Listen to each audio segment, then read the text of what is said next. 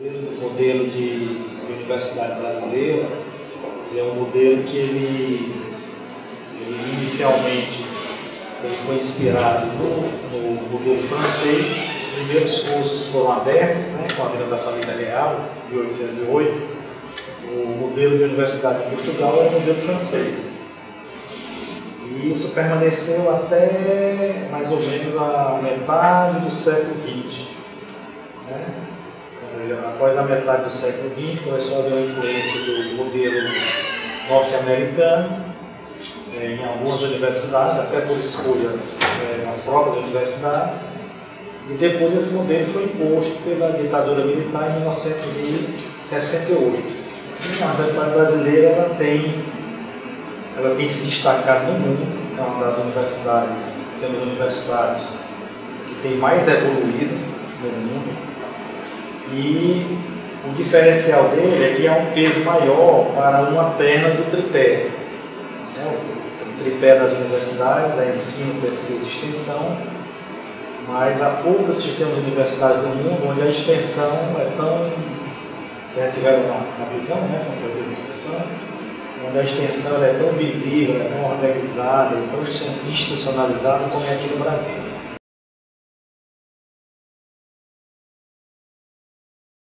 Havia já, desde a fundação da universidade, o Dr. Martins Filho, que foi o nosso reitor fundador, que é um homem visionário, é um homem que precisa ainda ser estudado, os seus vídeos precisam ser aprofundados. Ele, desde o começo da fundação da universidade, ele pensou na assistência estudantil. Ele tinha uma preocupação muito grande com a assistência ao estudante. Por quê? Porque nos 9 anos que antecederam a criação da universidade e a sua fundação, o que ele ouvia na capital federal, que na época era o Rio de Janeiro, era de que não devia abrir universidade federal aqui. Que o governo federal ofereceria bolsa e passagem de volta para todos os alunos daqui que quisessem estudar na Universidade Federal. Eles não vão gastar dinheiro. Você é louco, eu vou abrir a Universidade Federal lá no Ceará? Por quê? O Dr. Martins Filho queria mais do que isso. Ele não queria formar cearenses que ficassem lá ou cearenses que voltassem para cá. O que ele queria era fundar uma universidade, porque ele havia estudado a história das universidades. Na verdade, o que ele tinha aprendido era que onde se colocava a história do mundo, registrava isso, onde se colocava a universidade era fonte de desenvolvimento. Então, se a gente for olhar, não é à toa, por exemplo, que o Renascimento ele surgiu no norte da Itália, a partir do século XV. As primeiras universidades elas surgiram no norte da Itália, Bolonha, Verona. As cidades grandes que já eram importantes na época, como Milão e Veneza, que não tinham universidades, 90 anos depois da abertura de Bolonha, Veneza, os jovens estavam preferindo se dirigir a Bolonha e não a cidade de Veneza, que é uma das mais importantes da Europa, como Nova York hoje. Então, o Dr. Martins Filho viu, estudando a história das universidades, era que na hora que a universidade se instalava, se consolidava, mudava o padrão daquele local. Não só o padrão econômico, mas o padrão social, o padrão cultural. Então ele dizia, eu não queria isso, eu queria que a universidade viesse para o Ceará para fazer a mesma coisa que ela já tinha feito em outros locais do mundo. E aí, por sorte nossa e dele, foi um momento de crise política muito grande no país, teve o suicídio do presidente Getúlio Vargas, se sucederam vários gabinetes depois do suicídio do presidente, vice-presidente, poucos meses, outros meses, e teve um ministro que ficou 3 meses só, e não deu tempo para ele fazer nada. E ele perguntou ao chefe de gabinete dele o que é que eu posso fazer aqui rapidamente, que ele já sabia que já ia sair. E o chefe de gabinete disse, tem uma coisa aqui, é o senhor assinar a criação da Universidade Federal do Ceará, que ela está aqui há anos, o senhor vai criar uma universidade, vai passar a história. E esse ministro fez isso no dia 16 de dezembro de 1954. Nós agora vamos, esse ano, fazer 60 anos dessa criação. Apesar de ser criada nisso, ela só foi instalada em junho. Por quê? Porque não tinha lugar para instalar, não tinha nenhum funcionário, não tinha folha de pagamento, não tinha absolutamente ninguém.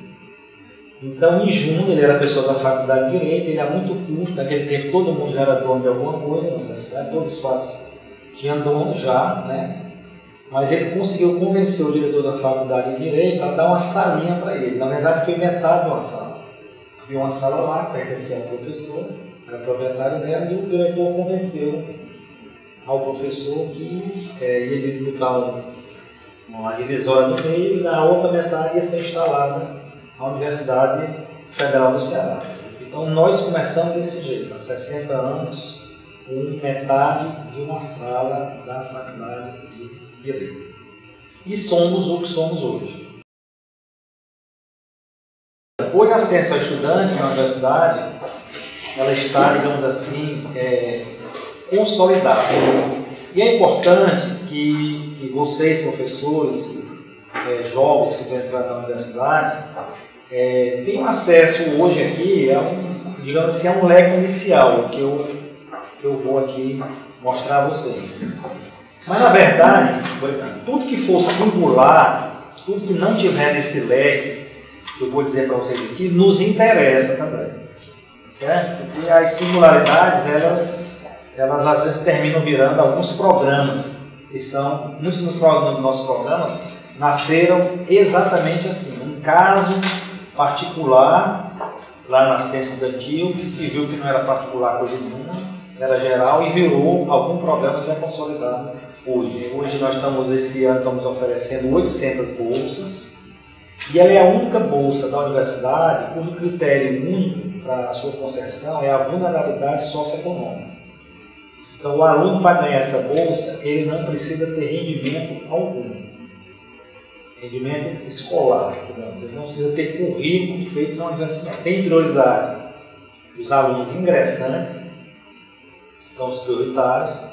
Em segundo lugar, os alunos que ingressaram na universidade e que estão no segundo ano. A partir do terceiro ano, quarto, quinto, dependendo da quantidade de anos do curso, o aluno não pode mais concorrer àquela bolsa. A gente entende que ele já está com 2 anos de universidade, ele já corre para monitoria, para aprendizagem cooperativa, está no PIBIC. Então a ideia é que ela seja uma porta para outras bolsas. O outro programa que nós temos lá é um programa bastante antigo, é o programa de acompanhamento das dificuldades que o aluno tem, que é o PAPEI.